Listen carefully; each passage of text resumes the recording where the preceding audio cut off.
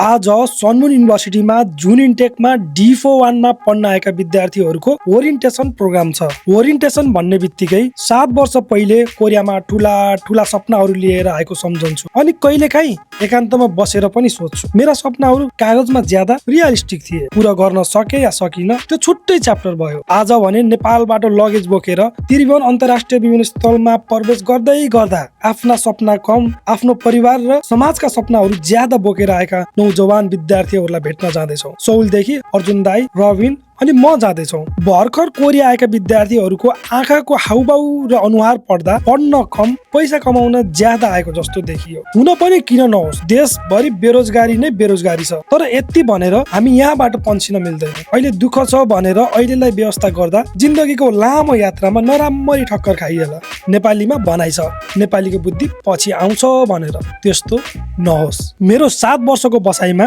मैले कोरियाबाट सिकेको कुरा चाहिँ कोरियामा मासु खानुहुन्न भने तपाईँलाई बाँच्न निकै गाह्रो हुन्छ। तर बाँच्न नै सक्नुहुन्न भन्ने चाहिँ होइन। पोर्क खानुहुन्न भने खाएको राम्रो, सबैमा मिक्स्ड हुन्छ। काममा सधैँ first impression is last impression हुन्छ। भाषा सिक्नेले कोरियामा धेरै अवसर पाउँछ, सम्मान पाउँछ, पैसा कमाउन सक्छ अनि सिप पनि मजाले सिक्न सक्छ। सनमुन युनिभर्सिटी पढाइको दृष्टिकोणले एकदमै राम्रो युनिभर्सिटी लाग्छ मलाई। मैले चिनेका धेरै सिनियरहरू सनमुन युनिभर्सिटीमा पढ्नु भएको छ। जिन्दगीको एउटा सफलता हात पारिसक्नु भएको छ। D41 मा 5 दिन क्लास जानुपर्छ। 5 दिन क्लास गएपछि काम गर्ने मौका निकै कम हुन्छ। त्यही माथि D41 मा 6 महिनासम्म केही काम गर्ने अनुमति पनि हुँदैन। 6 महिना पछि भने टपिक छ भने त्यही अनुसार काम गर्न पाइन्छ, छैन भने चाहिँ 10 देखि माथि काम गर्न पाइन्छ। मेरो आफ्नो विचारमा कोरिया आउँदा D41 मा आउनु सबैभन्दा राम्रो हो। भनिन्छ नि, जस्तो माजल बज्छ त्यस्तै नाच्नुपर्छ। नाच्नको लागि ताल र भाका चाहिँ मिल्नुपर्छ। कोरियामा D41 मा आउनु पनि उस्तै हो। D41 मा आएपछि कोरियाको भाषा, संस्कार, संस्कृति सबै बुझ्न सकिन्छ। बुझेर के हुन्छ भन्नु होला, बुझेर जीवनशैली, जनजीवन सहज हुन्छ।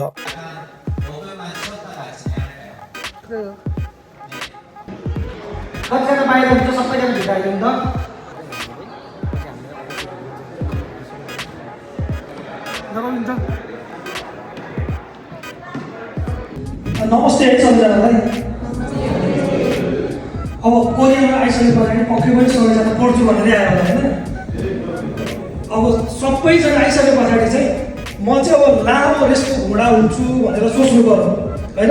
नेपाली विद्यार्थीहरू चाहिँ कोरियामा आइसके पछाडि भाषालाई चाहिँ व्यवस्था गर्ने होइन, सबै चाहिँ कुल्ली गर्ने होइन। अब कुल्ली गर्दै जाँदाखेरि चाहिँ अब कतिसम्म कुल्ली गर्ने, जिन्दगीभर कुल्ली गर्ने हो भने चाहिँ भर्खरै भाषालाई छोडेर अब कता काम मिल्छ कामतिर दौडिँदा हुन्छ होइन। तर होइन, म चाहिँ एकदमै लङ टर्मको घोडा हो। मैले चाहिँ यहाँ आएर भाषा पढेर, भाषा पढिसकेर पनि नेपाल फर्किसके पछाडि पनि नेपालमा गएर पनि केही गर्छु भन्ने छ भने चाहिँ अहिलेदेखि नै एकदमै टुप्पी कसेर पढ्न सुरु गर्नुहोस् होइन। किनभने तपाईँले अब इन्रोल हुने भनेको मार्च इन्टेकमा हो। त्यो टाइमसम्म चाहिँ हामीले जति पढ्न सकिन्छ त्यसले चाहिँ हाम्रो मल्टिपल हुन्छ। हाम्रो जुन जति पनि हामीले ग्रोथ गर्न सक्छ हाम्रो आफ्नो करियरमा, त्यो चाहिँ ग्रोथ गर्नको लागि भाषा चाहिँ सबभन्दा चाहिने कुरा हो।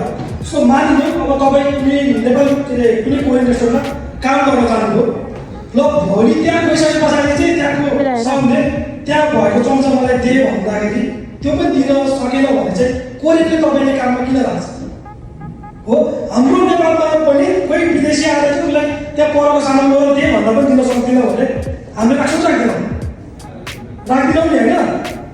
त्यो भएर कोरियामा पनि सेम सिचुएसन लागु हुन्छ। त्यो भएर भाषालाई चाहिँ सबभन्दा बढी फोकस गर्नुहोस्।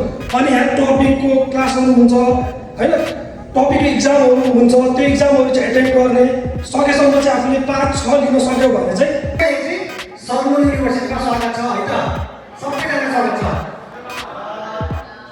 हो। तपाईँको एआरसी कार्डको पछाडि चाहिँ यतिदेखि यति बस्ने भन्दा चाहिँ तपाईँहरूको एआरसी कार्डको पछाडि चाहिँ तपाईँले त्यति मात्रै हो। तपाईँ 142 जना आउनु भएको छ। योभन्दा पहिला 100 जना आउनु, 90, 78 जना आउनु भएको थियो। त्योभन्दा अगाडि 42 जना आउनु भएको थिएन।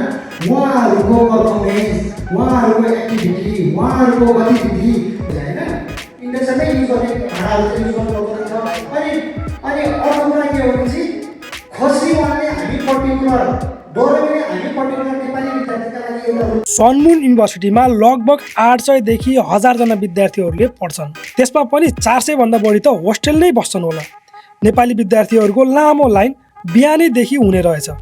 के छ अनि 5 तारिक कोरिया एपीएस अस्तिका विद्यार्थीले भने हो रे तिमी काम गर्न पाउँछ भन्छ त्यसपछि फोन काटेर अनि फोन उठाउँदै त्यसपछि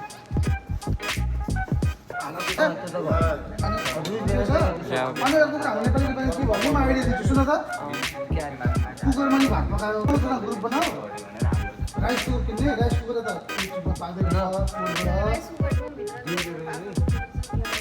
खाना खान पाइएन, खाना पकाउन मिलेन भनेर धेरै विद्यार्थीहरूले गुनासो पनि गर्दै थिए। त्यति धेरै विद्यार्थी बस्ने होस्टेलको क्षमता कति होला? हामीले होस्टेलसँग पनि कुरा गऱ्यौँ। स्वदेश छोडेर विदेश जित्छु भनेर हिँडेका हामीहरूलाई त्यस्तो सानोतिनो कुराहरूले रोक्नु हुँदैन। भनिन्छ देश अनुसारको बेस गर्ने भनेर। हामीले नि त्यसरी नै अघि बढ्नुपर्छ। पैसा कमाउने हो, नकमाउने होइन। तातै खाम जल्दी मरम भनेर अहिले नै कामको पछाडि हाम फालेर भोलि फेरि इमिग्रेसनले समाएर नेपाल फर्कायो भने लाखौँ खर्च गरेर कोरिया आएको के अर्थ भयो र? 근데 감자탕 잘 먹어요? 직원들? 네네. 좋아해요? 아 고기만 있으면 다 먹지.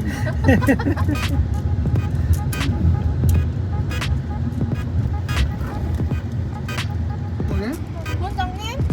일요일에 일요일에 딱 되게 짧게 가요.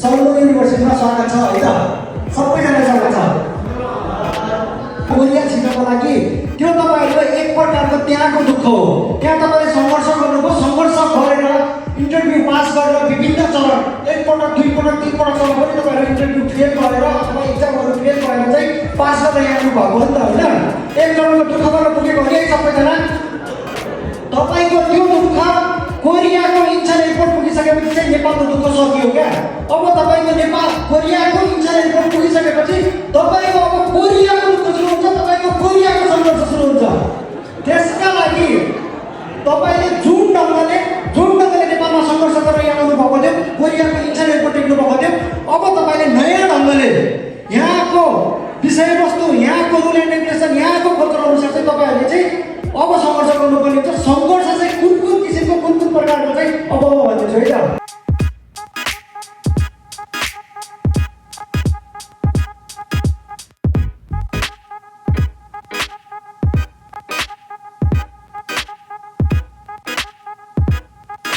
अब फलानाले के भन्छ साथी कहाँ गयो उसले पैसा कमायो भनेर पछि दौडिनु भन्दा पनि अहिले चाहिँ बेलैमा बस्नु विचार गर्नु एकदमै यो राइट टाइम हो तपाईँले अहिले केही पनि ढिला भएको छैन त्यो सबैजना चाहिँ एकदमै धेरै सिरियस हुनुहोस् है र टपिकको प्रिपेरेसनको लागि चाहिँ एकदमै सबैजना हुँदा हुन्छ र हामी तपाईँले भोलि युनिभर्सिटी जानु पऱ्यो कोरियाको तपाईँ टपिक युनिभर्सिटी जान्छु भन्ने छ भने पनि त्यसको लागि हेल्प गर्नलाई हामी यहाँ छौँ तपाईँ जस्तो सुकै युनिभर्सिटी जान चाहनुहुन्छ भने पनि हामी पठाउँछौँ हो त्यसको लागि चाहिँ तपाईँले टपिक चाहिन्छ र टपिक किन पनि चाहिन्छ भन्दाखेरि तपाईँलाई भोलि वर्किङ आवर अलिक बढी चाहियो हो जम्मा अब तपाईँको टपिकै छैन भने तपाईँले काम गर्न पाउनु जम्मा 10 घन्टा हो कि तर टपिक छ भने तपाईँले 30 घन्टा काम गर्न पाउनुहुन्छ त्यो बेलामा इन्भेस्टमेन्ट आएर समय भनेर पढाइ र कामलाई ब्यालेन्स गरेर अघि बढ्छु भन्ने सोच राख्नुभयो भने अवश्य अघि बढ्नुहुनेछ पैसाको पछि लाग्नुभयो भने सुरुमा सहज भए पनि लामो समयमा गाह्रो हुनेछ अथवा फाइदा हुने छैन D4बाट D2मा जाँदा पनि टपिक दिएर अथवा आइल्स दिएर पढ्यो भने जीवन सुगन्धमय हुन्छ सबैलाई धेरै शुभकामना ओरिएन्टेसन सकाएर लाग्यौँ हामी हाम्रो कर्मथलोतिर मिनी नेपाल दोङदेमुन आजलाई यति नै टेक केयर कि स्माइलिङ अन्यङ च्यानललाई सब्स्क्राइब गर्नु होला धन्यवाद